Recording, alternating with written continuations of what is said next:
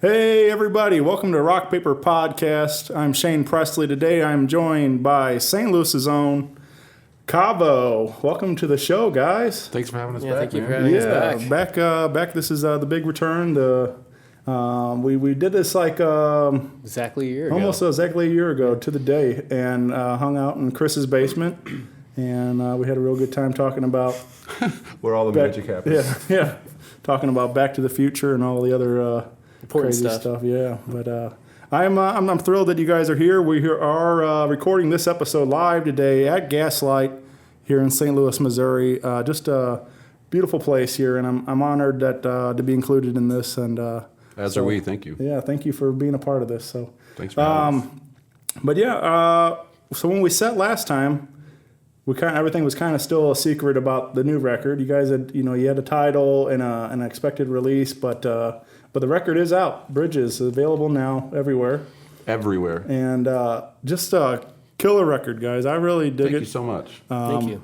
I don't know. I was listening. I've listened to it several times, but I was listening to it a lot and getting ready for this, and I don't know.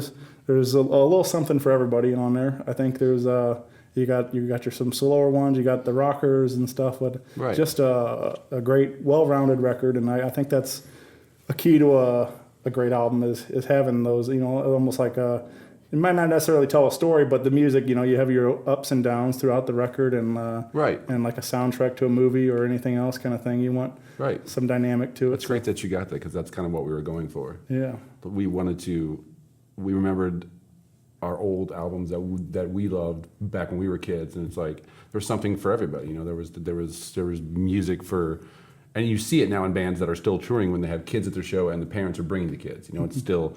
It's a big thing for us that we were like tired of making music to try to become something that we necessarily weren't really suited for. So we decided, we just sat in Forestell and wrote 60-something songs. Yeah.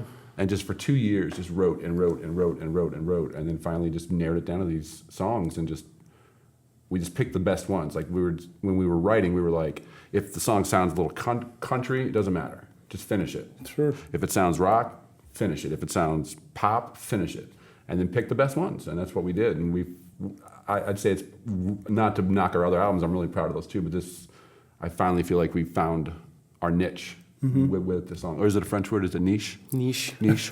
Niche. But a couple that really grabbed my attention was Just Like We Want It. I don't know. I find myself singing it a lot. Like it's very catchy. It's definitely that little more poppy Right. for you guys. But yeah, just such a fun song. So, is there any story or anything in regards to that song?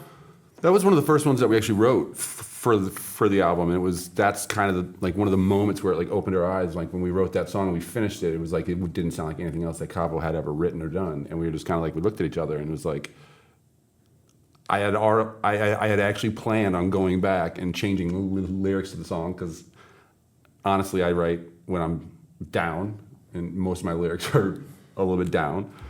And it was a happy poppy song, and I was like, the more and more I listened to our recording at practice, I just realized, just let the song be what it is. Don't try to change it and mold it into something else. And it kind of fueled for the rest of the writing. Yeah, I think it was a big turning point. That was when we just saw all the way through, and it just came out so good.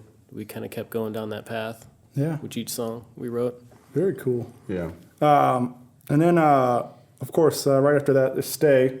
Another just such a beautiful song. There's a little more of the slower ones that we mentioned there, and then but just the line in the chorus, "They're dreaming with my eyes wide open," and so on. It's such a beautiful song. So I really like that one a lot you. too. And Everyone picks that line out. It's funny. yeah, it's something different. I don't know. It's just like it's. I don't know exactly why why it is I connect or why a lot of people connecting to it, but it's just like it's something. I guess it's something relatable, but that you finally kind of putting words to it. It's like Right. people can relate to those emotions of Right. Mm-hmm. That song was funny. It was Chris. we were talking. That was after we had decided to write in our own vein and not worry about what everyone else thinks. And Chris doesn't play piano and doesn't play keyboards or anything. But one day I'm at work and he sends me this demo, all keyboards. It was Stay, and it was just like I got it. Like immediately, I thought of that old song. What's that band called? Standing outside of the phone booth or something with. Primitive Radio God. Yeah, Primitive Primitive Radio Radio God. The Gods, song yeah. reminded me of that song. And I literally called him up. I'm like, "Are you home tonight?" He said, "Yeah." And I was like, "All right, I'm going to come over to your house tonight and we'll work on the song." So when I'm driving to his house, I'm playing it through my car, and I immediately wrote the first verse and chorus. And once again, I was like, it just says "Stay" in the chorus. You know, I was like, I'm going to change that too. And like Chris looked at me after we got done and was like, "Don't change that. That's the hook, and that's awesome." It's like you're just saying what you mean to say. Don't try to cover it up with cool words, you know. And I was like, more and more I heard it, it was just one of those songs that we knew we were turning a page at that point. Definitely. I think it was one of the best writing moments of our career, actually. Mm-hmm. And then I know that one is getting some radio play, at least locally. I know Cornbread played it this weekend that we, or last weekend. But is that stuff getting some national attention yet for radio and stuff too? It was been out. They've a couple stations like in Detroit, in Nashville, Kansas City, Charlotte, North Carolina, a couple other. They picked it up and played it for a while. We knew it was going to be one of those songs where it was a polarizing song. People were going to hear it and be like, "Who is this again?" And then they were say Cavo. I'm like, "Wait, Cavo?" Yeah. And they were either going to love it or hate it. And we knew that. That's why we put it out first. It was kind of like a bridgeway bridges into this new sound for us. And like the funny thing is we don't necessarily think it's 100% a new sound for us, but you can understand like when you hear a band for the first time when you're a kid. And then like, for instance, like we were just talking about Alice in Chains. Yeah. That first album. So heavy and dark, and it's just, and then they come out with Jar of Flies. It's like they were allowed to change, and they were allowed to become something else than what they were on the last album. And that's what we decided that we wanted to try to do. And so Stay was the obvious choice, you know, to let people know that like, if you loved the old stuff, you're going to love this stuff. If you were just sort of a fan of a song or two, this might not be for you. Right. But yeah, anybody that may have heard Champagne, you know, this is definitely the opposite end of the spectrum. Right. You know, so, but yeah, so I guess you totally would get what you're saying. Being, if that's the sound you like, then yeah, this is probably not going to be the one for you. But I do feel like even throughout this record, you still have even like She Don't Care. That's a lot more in that realm of Champagne. You know, it's definitely a more rocker and another just a great tune also. Right. But I know Chris wrote in. He's out there listening, and he wrote. Hi, Chris. He asked about the song "Fight This War." He said that's one that he's particularly fond of, and what it means to him with his cancer charity stuff. That's cool. And so, is there what's that do for you guys when you hear stories like where people, you know, when a song takes on a totally different. It makes it worthwhile. It was like that song was so heavy on me because I'd written the first lyrics were "You fight this war to heal your bones, and I'll fight this war to bring you home." And I was trying to write a song for my wife, and everything I started to write to it just didn't sound right, didn't fit. And then we were in Austin recording, and we had the music and some of the lyrics, and I went to our producer Matt and told him about it, and he was like, "Well, just think really hard on it, da da da." And then we did that pledge campaign to make our record, and the people that won that bought we did a Skype thing in the studio while we were there, and they got to hear a couple of songs and stuff. It was this girl named Olivia from Detroit, and she was going through. She was 20. She was 21. She was 21 at that point, and she was going through cancer for the second time. I remember sitting there watching her, and she had, her mom and her best friend, and I don't even know how to put it, man. It knocked me over. It just completely knocked me down. And I went back, wrote all the lyrics to the song. Those lyrics that I wrote first finally made sense. And it was written in the context of how she was going through cancer, and I'm sure there's no words to describe what she felt, and there's no way for anyone to ever know it unless they've been through it. But there's also the side of the family who has to watch their kids go through something like that, And it's like, that to me was where I wrote the viewpoint of the song of like them watching her and telling her, we're here for you. We know you're going through the worst thing that you'll ever go through in your entire life. And one of the best things was at the CD release party they flew down, and she didn't know anything about it. She didn't know anything about the song yet. And I told the story. I was all slick. I was going to get up tell this super long story about it. But when I looked down, I just saw her eyes, and she realized it was about her. I said like 5, 6 lines. I just couldn't do it anymore. Yeah. I'm like, I'm not going to get through the story, let alone the song, if I just don't go into it. So we've played it for her, and it was just one of those moments where she, like you were saying, like when somebody felt she was actually part of Cavo at that point. Yeah. You know what I mean? Definitely, man. That I don't know. As a fan of music and watching these shows, like that's one of the most genuine, the coolest moments when you see an artist. Because people kind of you think like they're up there, they're kind of doing their job, I guess, in a sense. They're performing and things. But when you notice that you're affected by everything else going on out here, like, and you break down or whatever, that's such a raw moment, and it's something incredible and stuff.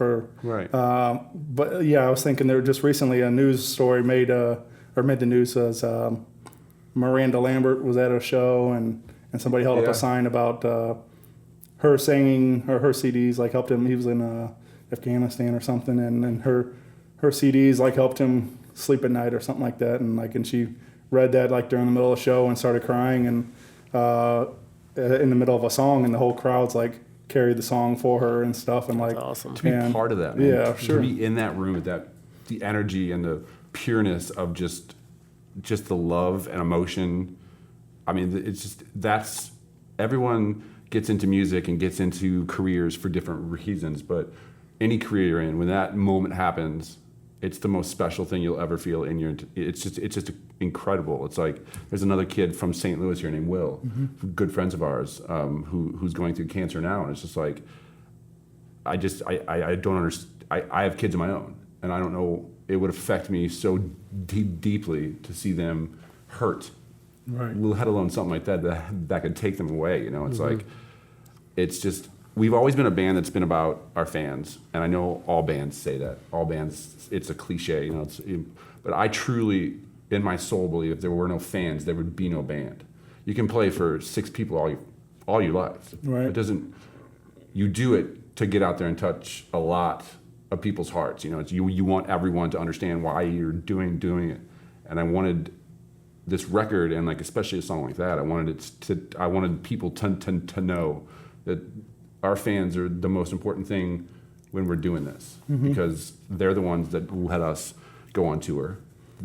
Our wives and kids miss out when they get us. Like, we're in a town and fans are like, I've had a lot of fans that like are friends with my wife now online, and they'll send her an email or something like, thank you for letting us have your husband last night. And it's like, that's so cool to have that kind of connection with a random person from, Alabama. Yeah. It's very cool.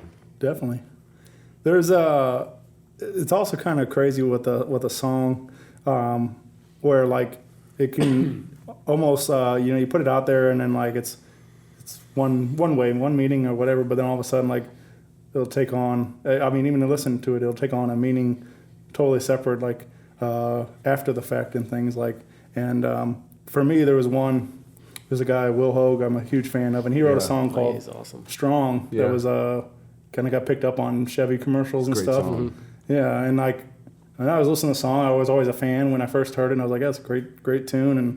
And then my grandfather passed a little while back, and I listened to that song after that, and then it's like it totally changed everything. Right. It's like in that moment, like, and I listened to that song the next time, and I was just like, just waterworks, man. Just Right. like, right. But it just it's just kind of crazy how a single song can take on a new life of its own. Even Absolutely. So. It brings up one of my favorite things. Like one of my favorite musicians of all time is, well, the band is Pearl Jam, but Eddie Vedder. I remember when I was a kid, I was reading something where they asked him, what does this song mean?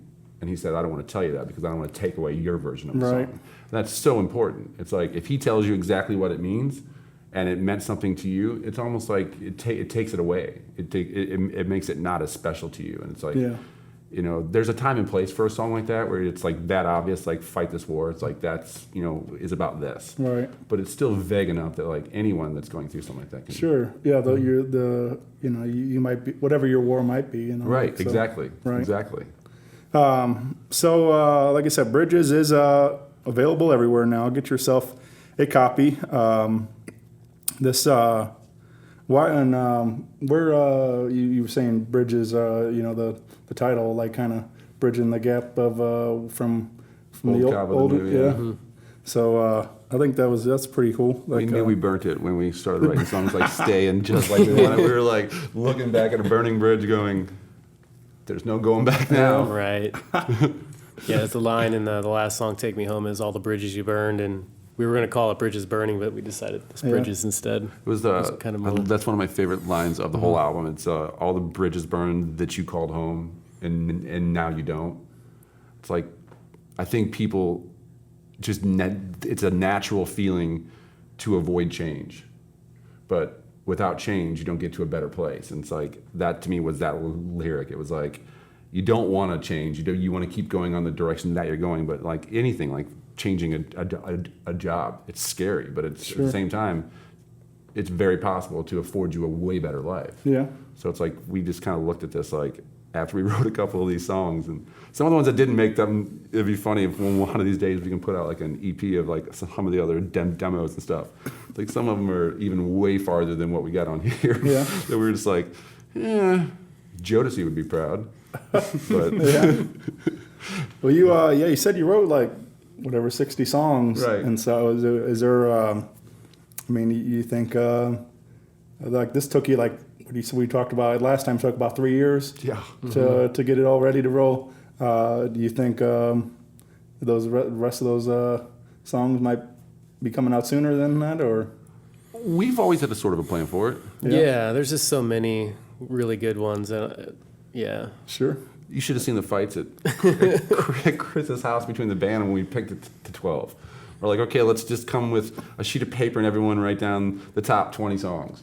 And literally, we'd sit down and like we've always known in the band like who thinks alike and who's got. But you need that in a band, somebody who doesn't think like you, so they're bringing in the other type of feeling, And it's like some of our sheets of 20 songs was completely different. Right. Not even like there was like maybe 2 songs that were the same. We're just like, how do you go 20 songs and not pick the same ones? Right. It's like it was crazy. We went round and round. I wanted to take like almost That a was month. like most of the 3 years, I think. Yeah. Yeah. Right. Yeah, eventually, we brought in Matt Dovesky to kind of help us sift through like the remaining 30 songs Yeah. that we had all agreed on to come up with 12 or 14. I think we came up with. You need that outside opinion. When we decided to use Matt in Austin to make the album, we just put it in his hands and said, look, we're having the hardest time. What do you think? And when he came back with those and like maybe 3 other ones that are on the record, and we were just like, if it means that much to somebody who's invested in it to make our record, it's like most of those songs did hit all of our lists eventually. Like after we narrowed them down and we talked about it, and we were like, no, I like this song, and reasons why I don't like this one, and da da da. It's like those songs were the core of it, and he saw that. He picked through. He came through and said, okay, these songs are good, but it doesn't fit with the rest of these songs. Like you Right. want a congruent album as much as you can with an album like that. Sure. Yeah, there was some guys here locally, Clockwork, and they invited. Those dudes are great. Yeah, a great band and great guys. And Well, didn't they change their name yeah, now to Hounds? yeah, the now Hounds now now, known yeah. as Hounds. That's cool. But they invited me again as a fan and a friend and stuff. I got to be a part of when they were putting together their record. Like we did like a private listening thing, and I got to help them choose the I guess the 14 or whatever tracks that they end up putting on the record, and That's cool. so it was kind of fun to be you talking about going to Matt, and I got to be one of those people that kind of go through and mark numerically in order how much I liked which songs and stuff. And It amazes me the more and more I hear about that band. Like, I just always had an eye on them for years just because of how hard that they work and how they I remember seeing videos online where they just go to a parking lot, jump up on the top of their van and play acoustic, and people come around until the cops or someone comes around and says, you got to leave. It's like, and then they did like a Starbucks tour or something. Yeah. Like that to me is like what it's like how I felt being a kid. They're doing it because they love it. Sure. And I hope to God that they break through and they can do it for the rest of their lives, because a band like that loves it that much, they have a lot of talent and they have a lot of things to say. I'm always impressed whenever I hear anything like that, what you just said. It's like, that's so smart. Right. And they're kids. That is so smart to well, let's get some fans to pick which songs. It's because, isn't that the most important thing, that your fans resonate with the album? But definitely, yeah. I think I thought it was really a cool approach, and I was honored to be included in it and stuff. So yeah, it was really really neat.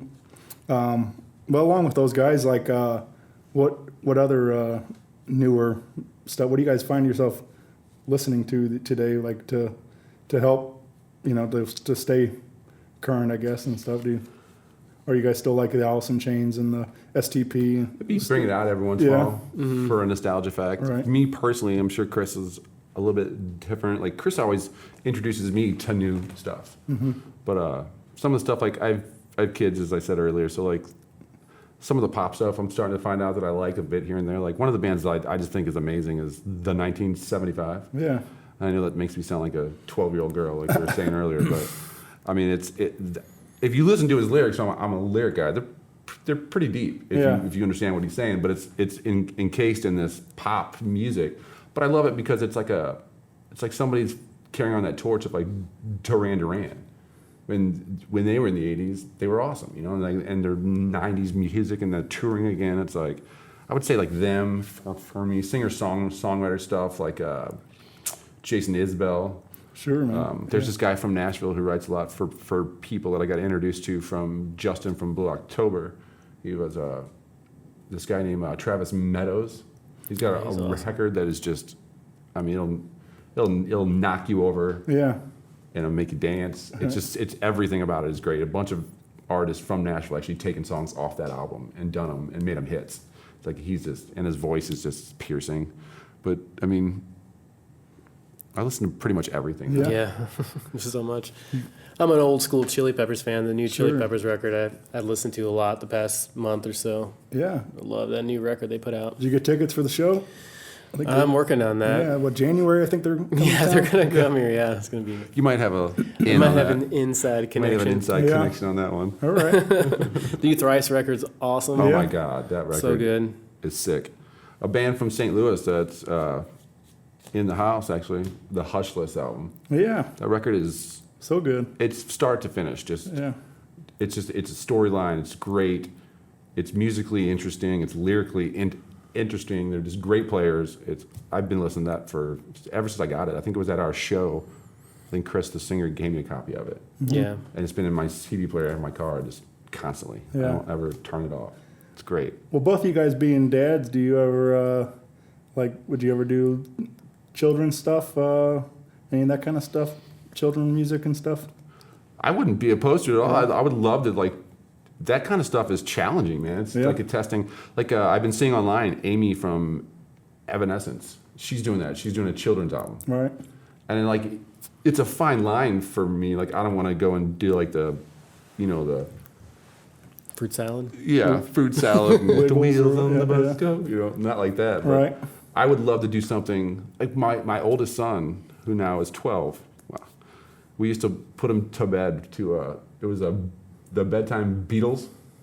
And I found myself listening to it when it wasn't bedtime. I was like, this is so great. On children's instruments playing the Beatles songs. Sure. I would love to do something like that. It'd be so challenging, and just, if you got it right, it would be awesome. Yeah. It'd be so cool. Well, I always go back to that.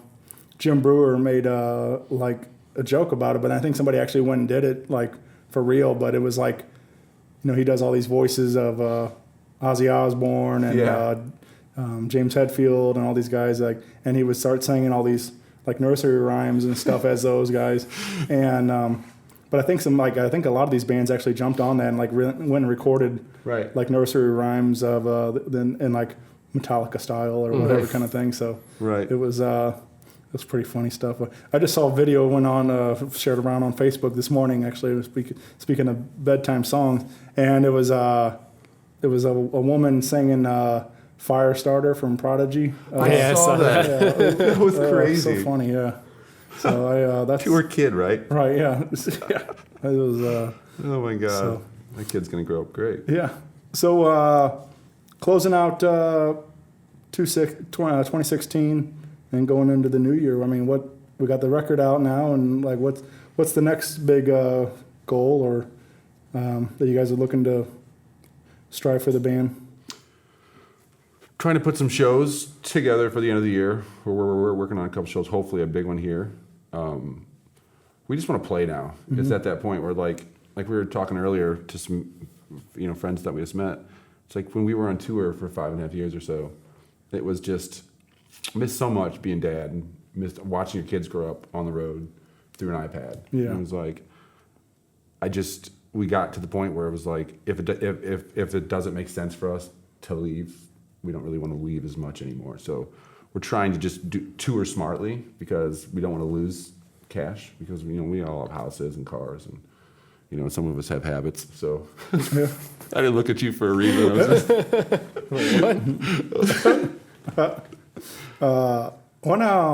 Before you guys are going to play acoustic set after all this, and it's all going to be filmed for Loft Sessions, and which is another big part of why we're here today for Gaslight and stuff. So very excited about all that. But I was told to ask you about the guitar you're going to play, the acoustic. oh, my guitar, yeah. Yeah. I was my God, how many years ago was this? I don't even know.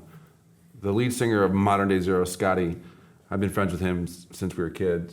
Probably high school area. It was actually he came over to my house one time because he knew my brother, and he was sitting there playing and singing songs, and it was like that whole captivated room. Everyone's just sitting there like, oh my God. Right. And he was playing that one, and years passed, and we were friends, and he wanted something new. So he was like, I think I'm going to sell this one. And I was like, and I always loved how it played. I loved it.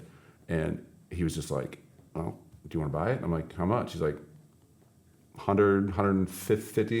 And I, weirdly enough, had the cash on me. I was like, took it out of his hands. I'm like, you can't come back now. Right. This is mine now.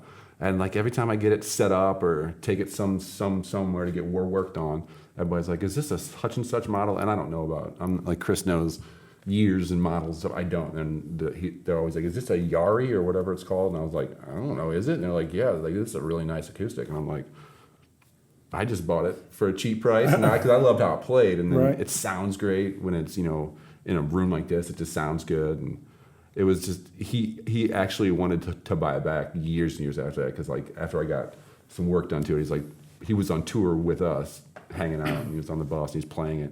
He's like, I gotta buy this back from you someday. I'm like, I don't think so, bud. Yeah. Like, actually, another funny thing about that is that guitar was what me and Scotty wrote the song "Clear Day" on Right. back in his apartment. He was playing that, and we wrote the song, and then I bought it from him like a couple weeks after that. Yeah, that's crazy. See, that's the kind of I don't know anything about gear or Right. any of that, but for me, like that would be cool to have Clear Day was written on this song, Right. or on this guitar, and like that for me as a fan would be worthwhile. Like, Absolutely. Going to the Hard Rock Cafe or the yeah, Hall of Fame someday. I don't know. I mean, I'm just saying. that is kind of funny when you Hard Rock here in St. Louis, and you go there and there's like Dan's black shirt and black shorts from Story of the Year Yeah. and stuff like that. Yep. Like just it's funny what the little things that they encase and put on the walls there. And They've got some stuff in other ones too. I think I forget where we were, but we were at touring, and we were like, let's go to the Hard Rock and have some food. I think we were playing a Hard Rock. Yeah, walked we did the Hard Rock tour. And there was the Story of the Year thing. I was like, that's so cool. Mm-hmm. That's just so neat that it's like, because they were, and still are, huge. Right. They're great live band and great music. And it's like, to see that outside and like being like, I think it might have been like Biloxi or something like that. I don't even know, but just seeing that there, seeing a band from St. Louis who you kind of know, it's crazy. Yeah, yeah, and I love it. I think it's great when, it's like they've done very well, touring the world and everything. But I love when friends of mine, here locally and stuff, and then other people, from outside of St. Louis, like really start to take notice and things, and Right. and that's always exciting. Like I know, even regionally and things, but it's like fun when when I turn friends on to music and I'll send them something, they're like, yeah, they're great, it's like, and that's just exciting to know that these guys have start, even if it's one person, to start branching out, Right. outside of the city and stuff. Right. So, Exactly. but yeah, well, cool guys. I guess we'll wrap this thing up. Again, if you need a copy, if you don't have a copy yet of Cavo's Bridges, you can go online. You can go online. You can go to our website, Cavo Music. You can get it on iTunes. You can get it on Yahoo Music, I think, and pretty much we didn't really put it in stores because it's not really. People don't. I don't know if they still do or not. I know I don't. Like Yeah. It's just so convenient with your iPhone in your Sure. hand to Yeah. pick something up. I still like to have all the stuff, but Yeah, there's something still for me like that's really awesome about going to a record store though. Like, and we have a couple of really great ones here locally with Vintage Vinyl and Yes. Music Record Shop and Euclid Records Right. and Dead Wax even on Cherokee, and just a couple of really nice spots, and it's I don't know, I was kind of I talk about it a lot, but I think that's got to be one of the coolest experiences. Like as a band, to finally make it to where my record is on a shelf at a record store or whatever. Like I saw guys, Brother Lee and the Leather Jackals are good buddies of mine here in town, and they took a picture. They were at Vintage Vinyl, and like they have the different dividers, and stuff, and they actually had a tab. There's Brother Lee and the Leather Jackals in there, and like they took a picture of that, and they were excited that they were included in Vintage Vinyl and that stuff. was so cool. Yeah. Yeah, so It like, actually popped up on my Facebook thing. Sorry to interrupt you, but it popped up on those 6 years ago. This happened. I think it was maybe 8 years ago. It said, which is wow. It popped up us playing Vintage Vinyl. It was on the day that we played Crew Fest here, and it was the day that Champagne went to #1, and it was the day our record came out. It was like just a compacted day of just awesomeness, Yeah. But it was crazy. It popped up, and I'm like, oh my god, that was one of the coolest things that I'd seen so many bands play that back little stage thing at Vintage Vinyl, Sure. and to actually get to do it and have fans there and stuff. It was like that was a moment for me that I was like, this is so cool. Yeah. And then to jump out back and go into a limo because your record company's paying for it, Yeah. wasn't too shabby. right. Yeah, what is that like? Like, I mean, that I wanted to ask you about that before we get out of here. Like, that you did to get a call that Champagne's #1 or whatever, or whatever. Like that song is, doing as well as it was and stuff. Like, Surreal. yeah, It's surreal. It's like, I mean, funny thing about that is one of the women who worked at Warner Brothers became a pretty good friend, and she was in St. Louis on that day, and we were all reeling from finding out it was #1 at active rock and modern rock, and we're just all pumped and doing our thing. And she looks at me and goes, she's like, yes, like 10 years ago I would have been handing you a credit card and the keys to any kind of car you want. He's like, how the times have changed. I'm like, yeah, well, Right. thanks for that. Yeah. Like, wow, did you really pop that balloon? Like, Jesus. yeah, yeah. It is. I don't know. It's funny. Like, there's somebody compared the stats and like the record sales and things like. I mean, I would say they were moving crazy amount of records in the 60s and 70s and things Right. too. But like compared to like what record sales now and how much money is being, these artists are being paid and for some of these things and stuff, like how drastic of a comparison it is. Like, and Absolutely. So- I mean, like it almost. I think it's disheartening to kids out there being in bands when they hear like bigger bands. I hear them say it all the time. Some bigger bands when like Adele comes out and sells like 14 million albums, and like, see, it still happens. It still happens to one artist or Yeah. 3 artists out there. It used to be. I was reading Butch Walker's book, and he was talking about when he was in the band South Gang, I think it was called. He was talking about his record came out and they sold like close to 500,000 copies, and it was a flop. That's a flop. Right. Back then, when you sold 1 million albums, you were successful. And 500,000, they were dropped. And it's like, if any band comes out nowadays and sells 500,000, they're touring arenas. Mm-hmm. It's like, it doesn't happen. Like people say, Adele can still do it, so-and-so can still do it. I'm like, yeah, but it's a handful of 5 or 6 artists. Yeah. It's not about that anymore. It's more about the touring side of things and getting there with your fans, which is really cool because that's the most important thing, is Definitely. getting out and playing your songs and being able to pull them off. You know what I'm saying? It's like, Sure. it's not really, it's kind of unfair to your fans to make a record and then go out there and play it and it sound nothing like it, or play all tracks. Yeah. And stand up and pretty much be a glorified karaoke band. Yeah. You know? Yeah, I saw artists recently at Loufest, and like it sounded pretty good, and a lot of people were really digging it. But for me, like I was a little disappointed that the didn't sound like the record. Right. You know, like it was different. I mean, and some of that's fun at times, but like I also wanted something familiar. Right. You know, like and to sing along with Right. it, like I remember it, and. But just all of them were like some kind of different remix and things, and it was just like, you know, like it just wasn't for me. But Right. But yeah, like you're saying, you have to be. There is people can go in and make a great record, but you got to be able to play it still. And I mean, John Bon Jovi still goes on tour and sings "Heaven on a Prayer." You know what I mean? Yeah. I can't even hit those notes. Right. I mean, it's crazy. You should be able to if you're going to write the music. sure, Yeah.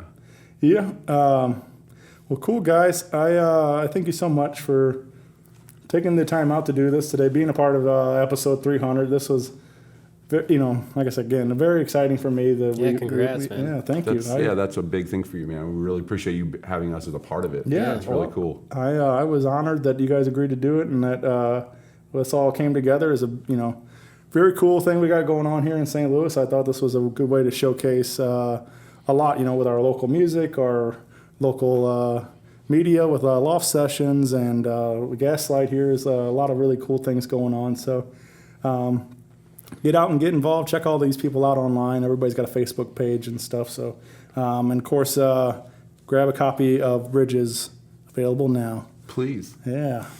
All right. Thanks so much, guys. I guess we're gonna rearrange and do a little jamming. Right on. Yeah. Good.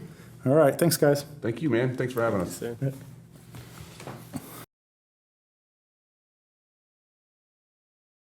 Another photograph, somebody's epitaph, and I can't wait to see your smile fade. Somebody's falling hard, another calling card, and I can't wait to see your sky cave. I don't really want to let things go too far. I watch it change from good to bad.